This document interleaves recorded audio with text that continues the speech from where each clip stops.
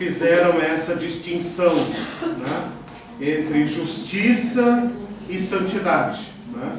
E essa é uma das grandes diferenças teológicas ainda entre nós, entre a nossa teologia protestante, cristã protestante, e a teologia cristã católica, né? Que há uma certa confluência, né? Uma certa mistura entre justiça e santidade, né? Por isso tem toda uma série das penitências, indulgências, confissões e uma série de coisas que têm que ser feitas, inclusive obras, né, para garantir a salvação, né? E caso morra em estado precário, ainda passa pelo banho do purgatório, né?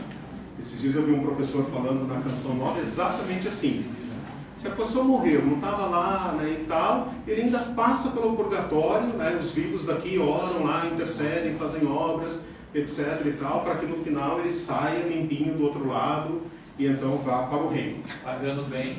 A nossa teologia protestante, né, através da doutrina da justificação, separou essas duas coisas, né? Por isso nós podemos dizer, né, como foi dito aqui, salvo por Cristo, por dom da graça, né? E agora a santificação, a corrida da santidade, né? Essas duas coisas foram separadas didaticamente, né? Na nossa vida prática elas têm que ser associadas. Eu quero ir caminhando para o final, lendo o segundo texto, né, que nós já adiantamos bastante, mas eu tenho que lê-lo. Ele é um texto fora da curva, né, um texto que não encaixa muito nas nossas compreensões, né, mas está aqui como palavra do Senhor, registrado apenas por Mateus, no capítulo 25 de Mateus. Quando ele aqui vai tratar, a minha Bíblia tem um título chamado O Grande Julgamento, né? Ele vai tratar do julgamento, porém não, a meu ver, né, não enfocando exatamente os procedimentos. Porque se você ler esse texto aqui como ele está colocado, como não bem uma parábola, né, mas uma profecia, digamos, né, ele não está enfocando o procedimento, porque ele fala de uma reunião das nações, né, e uma separação, e ele vai chamar de cabritos e ovelhas. Como um pastor separa, né, do seu rebanho cabritos e ovelhas, as nações serão separadas, porém individualmente, e não por nações. Então é um texto um pouco difícil, né? E ao mesmo tempo parece que é uma etapa só. Então eu entendo que esse texto não está chamando atenção para o procedimento do julgamento, mas para o critério, né? Então é interessante pensar nesse texto. Quando vier o Filho do Homem na sua majestade e todos os anjos com ele, então se assentará no trono da sua glória, e todas as nações serão reunidas em sua presença, e ele separará uns dos outros, como o pastor separa dos cabritos as ovelhas. E porá as ovelhas à sua direita, mas os cabritos à esquerda. Isso que não tem nada a ver com política, viu, gente? É só uma questão de separação. Não tem nada a ver com política. Não é coincidência. Então dirá o rei aos que estiverem à sua direita: vinde, benditos de meu Pai, entrai na posse do reino que vos está preparado desde a fundação do mundo. Porque tive fome e me destes de comer, tive sede e me destes de beber, era forasteiro e me hospedastes, estava nu e me vestistes, enfermo e me visitastes, preso e fostes ver-me. Então perguntarão os justos: Senhor, quando foi que te vimos com fome e te demos de beber? Ou com sede e te demos, com fome te demos de comer? Ou com sede e te demos de beber? E quando te vimos forasteiro e te hospedamos? Ou nu e te vestimos? E quando te vimos enfermo ou preso e te fomos visitar? O rei respondendo lhes dirá: em verdade vos afirmo que sempre que o fizestes a um dos meus pequeninos irmãos, a mim o fizestes.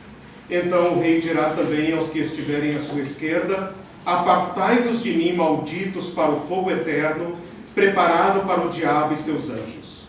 Porque tive fome, não me destes de comer. Tive sede, não me destes de beber. Sendo forasteiro, não me hospedastes. Estando nu, não me vestistes. Achando-me enfermo e preso, não fostes ver-me. Então eles perguntarão: Senhor, quando foi que te vimos com fome, com sede, forasteiro, nu, enfermo ou preso, e não te assistimos? Então lhes responderá: em verdade vos digo, que sempre que o deixastes de fazer a um destes mais pequeninos, a mim o deixastes de fazer. E irão estes para o castigo eterno, porém os justos para a vida eterna. É um texto que trata de juízo, separação, que é o que eu falei desde o começo, né? Juízo como um critério de separação. Não vejo que o texto esteja tratando mais especificamente dos procedimentos, né? Porque nós teríamos que dizer que juízo é esse, quando, quem, né? Uma série de questões que poderiam levantar aqui, mas uma coisa fica clara no texto: o critério do amor ao próximo. Não o amor romântico, abstrato, dissociado, né? Mas o amor operativo, né? Que é capaz de reconhecer a presença de Cristo nos mais fracos dentre nós, né? Esse é um texto muito sério. Talvez um texto que sirva de cura, de terapia, de amarra, né? Entre essa nossa tendência, né? A separar o que não poderia ser separado, né? É um texto bastante chocante, porque ambos os grupos estão chocados com o julgamento, né? O grupo dos justos está chocado também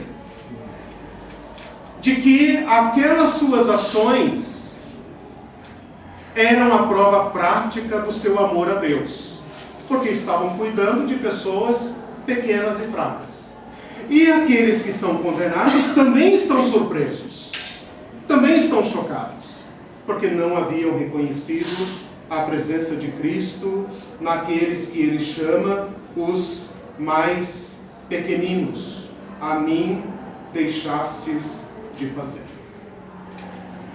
Perguntas, questões? Você acha que o fato dele colocar à direita e à esquerda cabritos e ovelhas prova que o juízo final, lá a pergunta que eu fiz no começo, prova que realmente vai ser, nós estaremos todos lá? Não, é isso que eu estou dizendo. Eu acho difícil abordar esse texto pelo enfoque do procedimento. O procedimento é o julgamento, como será, blá, blá, blá. Eu acho que nós perdemos o cerne da questão. Agora, que o amor... Pode ser segunda chamada também aqui, né? Não, então, isso que eu estou querendo evitar. Porque se a gente parte esse texto, a gente perde o âmago dele. O âmago desse texto é o critério. O critério foi o amor operativo. Por isso que eu estou dizendo, talvez esse texto sirva de uma bandagem, né? Que vai amarrar aquilo que está fraturado, né? Que é esta fé intelectual dissociada do amor, né?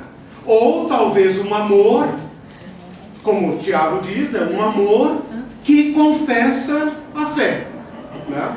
E que afinal será o que há de palpável, o que há de concreto, para distinguir aquele que ama daquele que não ama, né?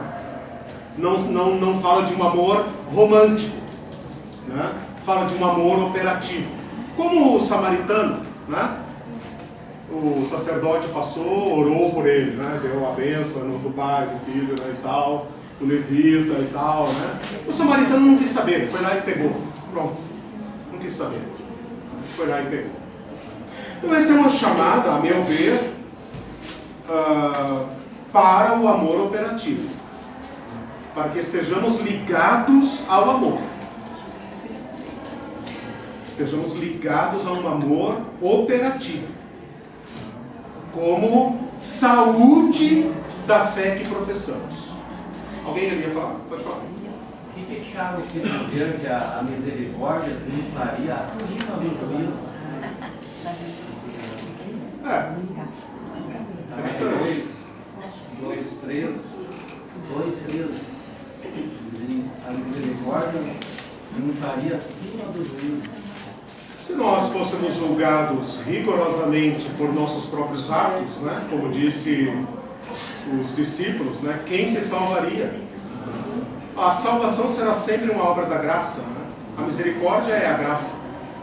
Porque esse grupo é ressuscitado, né? Porque foi impecável, perfeito, pela graça, pela misericórdia.